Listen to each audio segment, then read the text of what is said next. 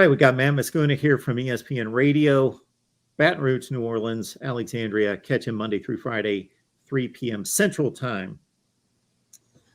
Okay, it's UAB, it's Texas A&M. In another world before the college football playoff, it would have been, okay, this team's going to an SEC championship game, Sugar Bowl.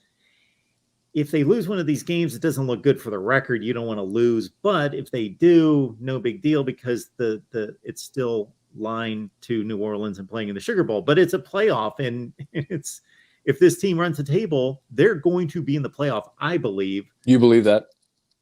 I do. Okay. I do believe that they will get to the playoff with a win against Georgia.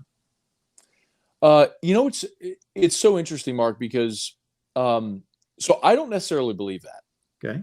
And I just look at precedent, and I keep looking back to 2016.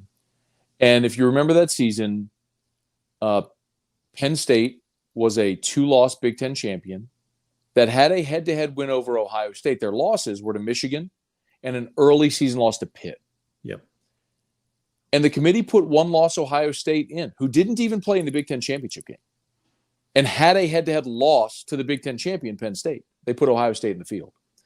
That would bode well for Tennessee in this scenario over LSU. So, and I'll grant you, Penn State that year beat Wisconsin in the Big Ten championship game, who was ranked 6th at the time they beat them. Okay, I would have said top 15. Okay, that was a top 10 matchup. And it's not number 1 Georgia, defending national champion. I get it, but I don't think it's that cut and dried that LSU wins therein. I think they're going to need some help. And but I may be wrong, Mark. And it's interesting to hear you say that, because the more people I talk to feel the way you do. And a lot of people who cover the sport nationally have, I think, reiterated your sentiments. Guys like Cole Kublik, Sean Salisbury, Ralph Russo from the AP, Brett McMurphy. I've seen a lot of David Pollack on game day last Saturday said it. They just sort of accept if the SEC champ's getting in. I'm not so convinced, man. The early season loss to Florida State, the blowout loss at home to Tennessee. I think sometimes the committee looks for a path of least resistance. And LSU beating Georgia would make it very uncomfortable for the committee. And the path of least resistance would just be to say, oh, we're just going to put a bunch of undefeated or one-loss teams in there. And I think that may be the route they go. For LSU's sake, I sure hope not. I hope they don't do all the heavy lifting and upend Georgia and get left out. That would be a pretty devastating scenario.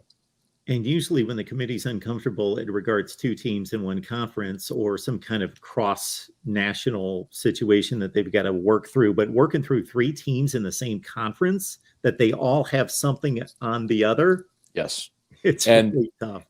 And you could look at it theoretically and say, and to your point, yes. So in that scenario where LSU would have beaten Georgia, LSU would have beaten Georgia, Georgia would have beaten Tennessee, Tennessee would have beaten LSU. And so everyone has that.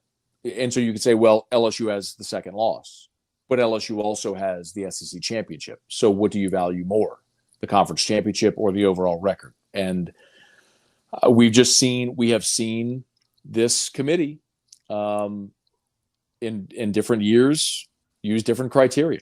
They are beholden to no set of rules or standards. They will do whatever they want when they get the full body of work after the conference championship weekend. So I'm sitting here today telling you, I don't think it's that cut and dry, that if LSU wins the SEC as a 2-loss team, they're in. I sure hope they are, but I don't think that's a given. Yeah, they definitely have a bullet point list of items they can go to say, well, conference championship, no. Best record, best win, worst egregious loss, whatever they want to go to, resume that they can grab when they need to. If we're just going to go with resume, I think those 3 teams in the Ohio State-Michigan winner is your college football playoff. But I don't want to see 3 SEC teams in, but they may be 3 of the 4 best teams in the country. So that's what it is. The really interesting scenario to that point would be if Clemson takes another loss, you have a 2-loss Pac-12 champion. Say Southern Cal loses somewhere along the way. And so whoever it is, Southern Cal, Oregon, Utah, UCLA. And if TCU were to lose somewhere, would their resume stand up? And I don't know that it would as a 1-loss Big 12 champion or whoever would win the Big 12. Mark, I don't think you'd have any scenario but to put all three SEC teams in. The only other option, I think, would be the loser of the Michigan-Ohio State game. But I think Tennessee would have a stronger case than the loser of that game. And I think you would see all three SEC teams get in. Now, I don't think that's what's going to happen. I don't think we end up in that reality.